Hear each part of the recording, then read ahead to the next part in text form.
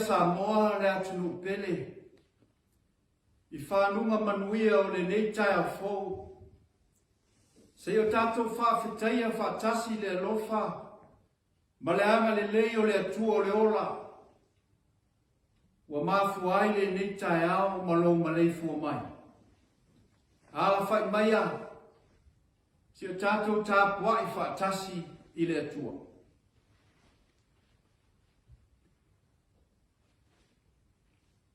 E o nge mea le ona ta noa, ma lātou fia ai, ai le ai se mea le le mativa ai lātou o e sa ili le li. Le whana oe, I nā o maia, I nā whaalongo mai ia te au, o te aa o atu ia te o tau, ia mā te tau le li. Tātou te talo mo le nganga pa ia. Wala whai mai lo nuu le nei Taeao, ma o tangata whaatua tua, se o matu a matu le vi inga o le wha manu ma le Faafetai, o no loa lofa tausi mai pēa le li I.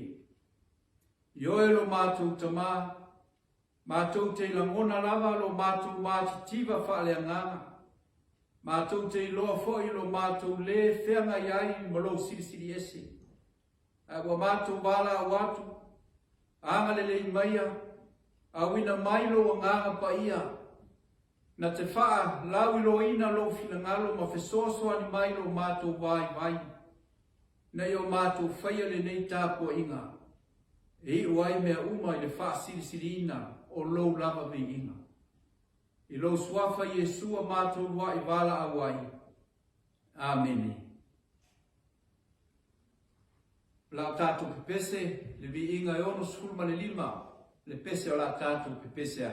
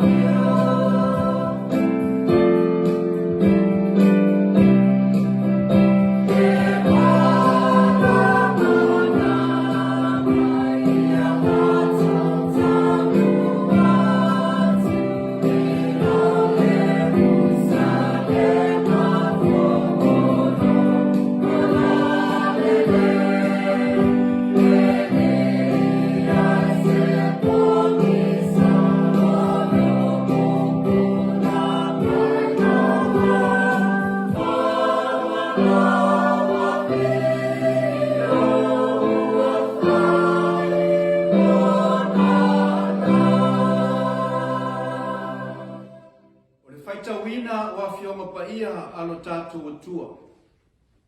O le tusi fifilia mo le nei Taeao, ua mo mai le evangelia mātaio e lona mata upu e se fulu marifaa. A o te whaitawina ua nao ni fuai upu. Le whaasinonga le tusi whaitawaso, o le mātaio mata upu e se fulu marifaa, o le whai upu mua e whaangata le lua se fulu tasi. A le a o whaitau, nao ni nai fuai upu. Faafefonga o nisi o afionga pa ia lo tātou atua. Ua faafefonga ia Yesu, o na maliu e se ai lea o ia i lea mea i le vaa, i le mea tuufua ua na o ia.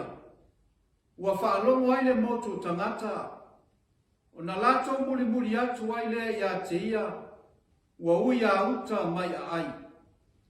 Ua maliu atu Yesu, wana sirafia le motu tangata e toa tele, o na muti vale ai leo lo na lofa ia te i latou, wha malo lo foi e ia o latou mai. Wo o le afi, o na o mai ai lea o na so ia te ia ua whapea mai, o le mea tu fua le nei, ua leva foi le aso, ia etu ina atu le motu tangata ina ia lato wo ia ai e whaatau ni mea ai ma lato. A ua whetala i atu Yesu ia te lato. E lea o ngāo na lato wo. I outou a vane ni mea lato te ai ai. Na lato whai maile ia te ia. E le ai ni a tātou mea i nei. Ua nao a reto e lima ngafua mai e lua lau. Wa fetala i atu ia, au maia i nei ia tea. O na fetala i atu aile o ia i le motu tangata i alatou ta o oto i le mutia. O na tangole o ia i a reto i lima ngafua mai e lua lau. Ua tepa i le langi, ua Faafetai, ua ia tofi fo i a reto, ma avatu le au soo, o na avatu ai le au soo i le motu tangata.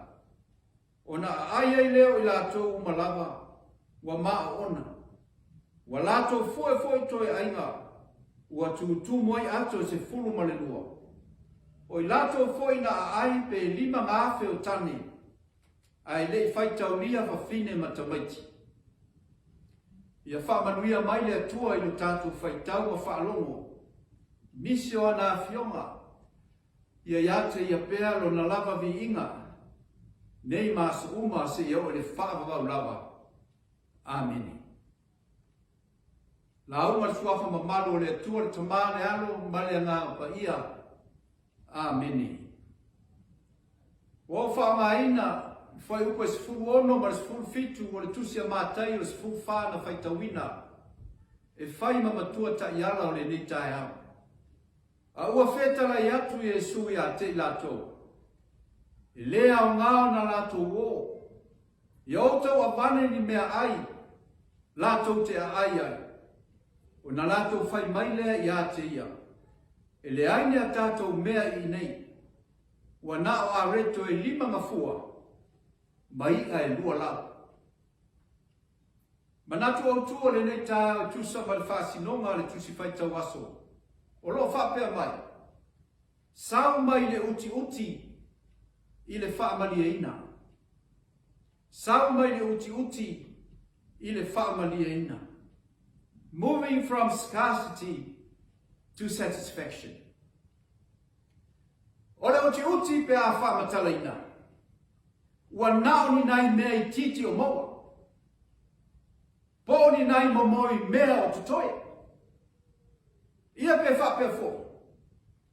O le lava o ni mea o moa. Po le lava o se mea. Mo se whātaita inga. Wa uti mea ai. O lona winga e le lava mea ai.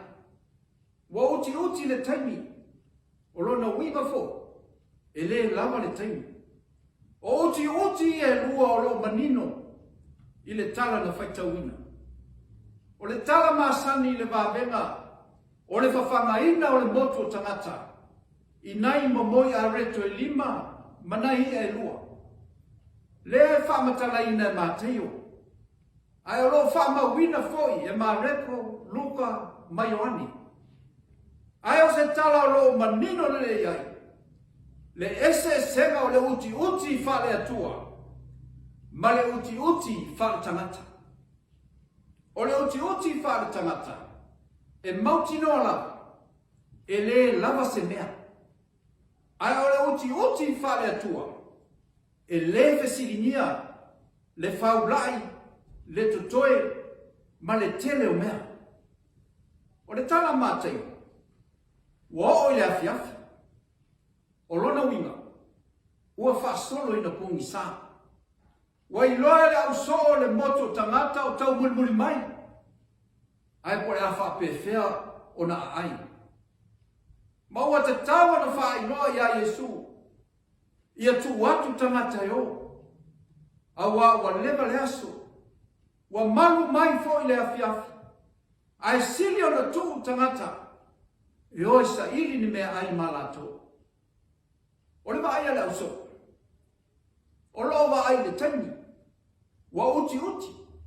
Ma ua vawe mai le pōisa. Ai tū tangata yo. O maua si malama. Peita. E leo tāua ia Yesu se taimi. E leo popole fo Yesu pe ua uti le taimi pe a. Ai o whamo bua Yesu. O le moto tangata leo o lo lofi mai. O lana whātāua lea. Whai mai le tari a Yesu le au so. E lea o ngāo na lātou o. Yo tau avane ni mea lātou te aia. O lea le winga o le wheta lainga le li. E peisa i o lo whapea mai Yesu. Atu tuli i whea tangata. A o le hala o tau au nanga whaso o. E whai mo tangata. A whai o lo o tau tiu te whaso o. O le au nātu tangata. Ai se hale atu tuli ai. Ai leo hane e au na tangata.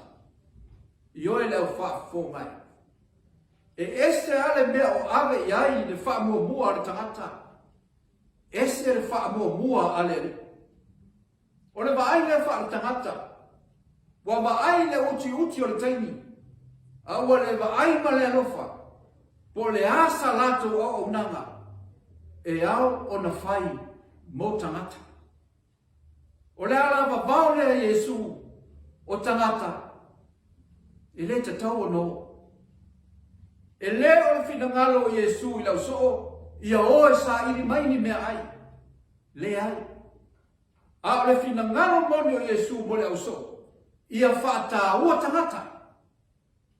Ia wha mua tangata. Ia au na i tangata. Ia amana ia tangata. Ia alo lofa i tangata. The people should be their concern. O le concern a Yesu mo na tangata. E initiate e le alofa. E amata mea ai le alofa. O lea mo fetala Yesu e o e au mai ni mea ai mo tangata. O le concern le a Yesu ona o le alofa i tangata. O le fesi. A o i feo. Ai whape feo na whai. Tasi lea vai no lau so. Wa lo na latu ma futa whaatasi ma wa ai ma venga te tele o whaia Yesu. Ma ua te tau na wa ai ma taritonu i leli. E au i lau so. O na latu wa ai ia i leli ma le whaatua tua. A tonu na te whaia se wa venga. Mo le nei ano. E tau ala atu i la latu o unanga. Ai peitai. Wa la aloa la latu wa ai. E au i lau so. O na iloa atu mana onga o tangata. Aua o le iloa atu o mana onga. O le iloa fo i lea. O na whaatino. Lea lofa i tangata. O le talamoni leo whaafo mai. E le uti le taimi o le li mo le tangata. Ma e sili atu foi o na te le ma tele taimi o le li mo le tangata. Nai lo taimi o le tangata mo le. Wa ai le sila wha Yesu. So se me mo mia ai le lofa. E le uti le taimi. Ai lava matutoe le taimi. e whaatino ai le alofa o mo mia. Lea wa whetalai Yesu. Ia avane ni mea ai tangata. Ai tali mai. E le ai ni mea ai o inei. Ai wana a reto. E lima ngafua. Mai e mua lau. O se tali e whaamamoi loto. Pe a fua le nei ano tangata. Ma o lo tau mai le tali. E le tai o na lava nei mamoi mea. E whawhanga ai le nei ano to te. Talo whae au so. Wa mana o mia le au nanga mo tangata.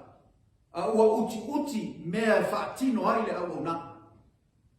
O le lato wa ai i nei mea ai wa maua. Ua te le atu le mana. Nai lo mea whaatino ai le mana. O le au nanga wa fia whaatino. Ai pangalea.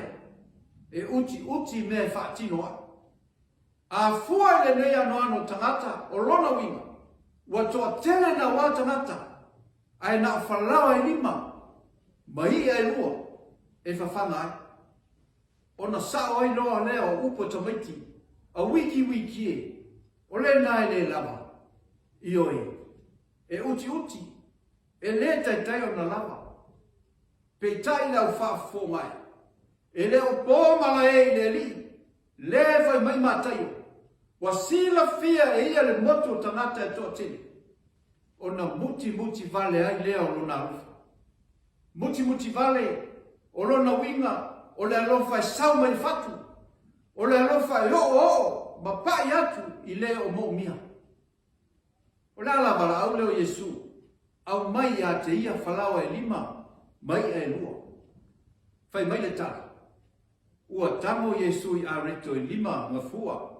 Mai e lua lau. Ua tepa i le langi. Ua Faafetai ma tofi. Ma avatu le au so. O na whaasoa atu le i le motu tangata. O tangata na ai. Fai mai e lima afe o tane. Ai lei fai tauria whawhine matamaiti. Ai fai mai wa ai. Wa maa ona. Ma ua whamari e ina. Ua fua e toi ainga. Wa tumu ai atu e skulma le lua. A fua la e uti o le teimi. E peo na popole ai le amatanga le au so. Ma fua ane le teimi. Na tufa ai mea ai ma ai le nei lima afe mo le tupu tangata. O lona wina. Na te le teimi. O le afiafi. Na ai ma maa ona. Ma fua e toi ainga. O atu e se furuma le. Se a lea mo le au so. E le kupula e o lato mata. Io e Samoa. O le tofi o le areto. E le ngata ina pupula ai mata. Ai tupu pea ma whaulai matutoi. Ai sea.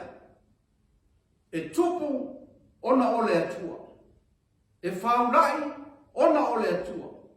So se me tofi ma avatu le swafa ole atua. E tupu ma whaulai matutoi. Pa ai le ungo le tala. Ua tele atu mea na tutoe, nai loa mamoi mea na amata.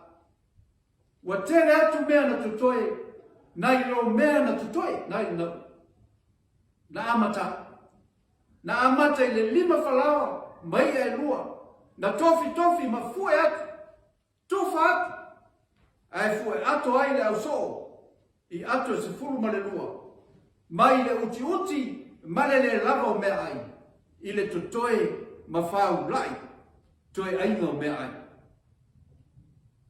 O le winga lea, o le autu o le ni Taeao.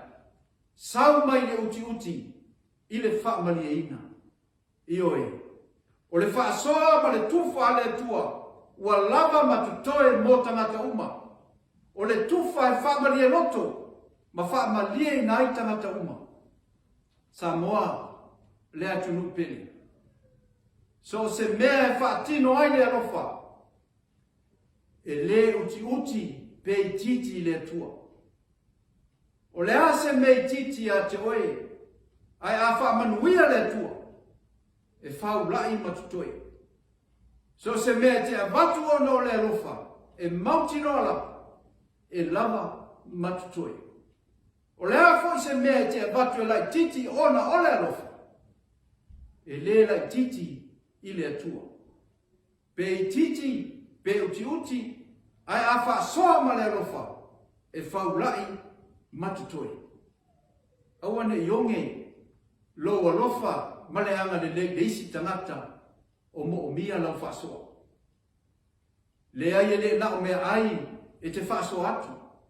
Ai wha soa atu lau ta mao ainga ie o mo o mia lo alofa.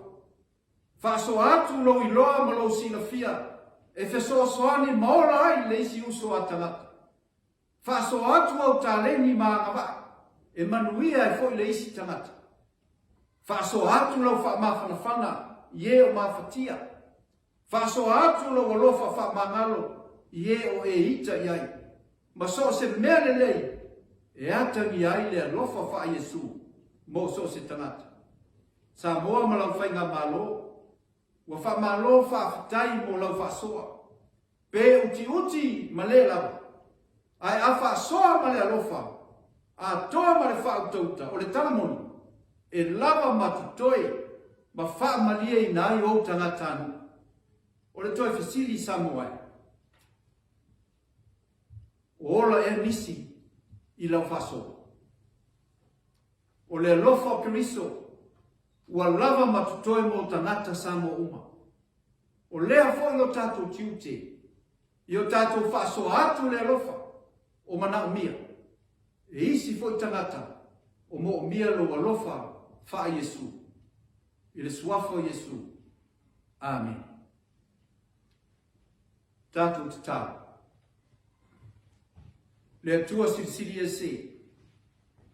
Le atua lungala atua malalu nei.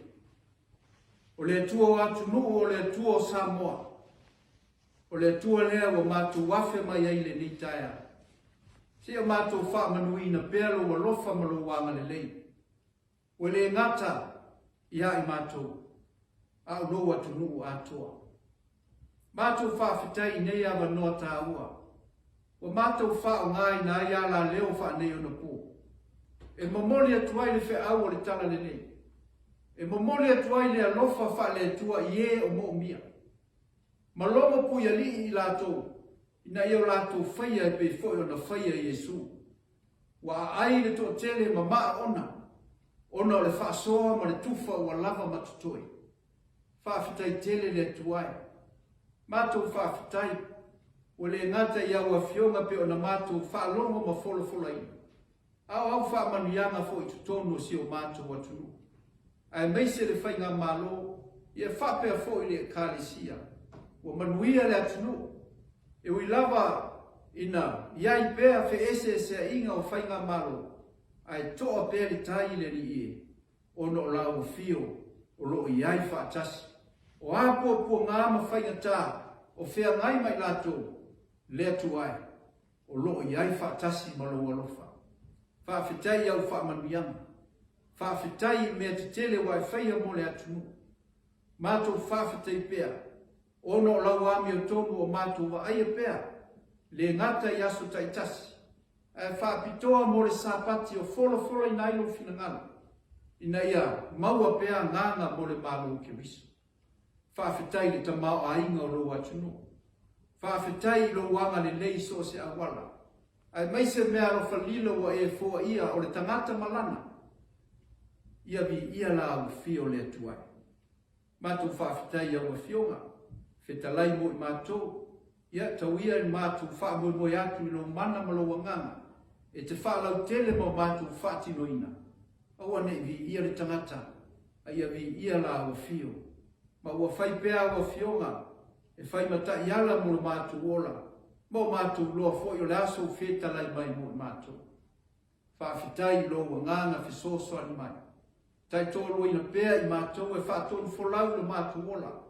I o mātou ui e tusa malau ami o tonu. Mai o to mātou whaia me te tau o na whai e vi i aino suafa. Mātou Faafetai a Yesu le li o le manu malo. O le na saunia lo mātou tongi ola. E ala lona soifua pa ia. O lona maliu ma lona manu malo o whai malave ino i mātou. Pea o mātou salamua ma le wha mauni. ma whātua pēr ia te ia malona manu. Ia I lau fio pēr le vi inga, le mamalu le whanetanga I tū mau e whāwawau. Mātua o atu le li ie mo le nei Taeao, ia e whamanuia le ala whai mai o Lulu. Sau ni whiau mga anuenga, le tangata malana, o tai mauta, ia e whapea foi, whanau ia o onga, ia e anga le nei mai. Mo au mo le au lo walofa, I le nei aso I whiau mga anuenga o le awhenga ia.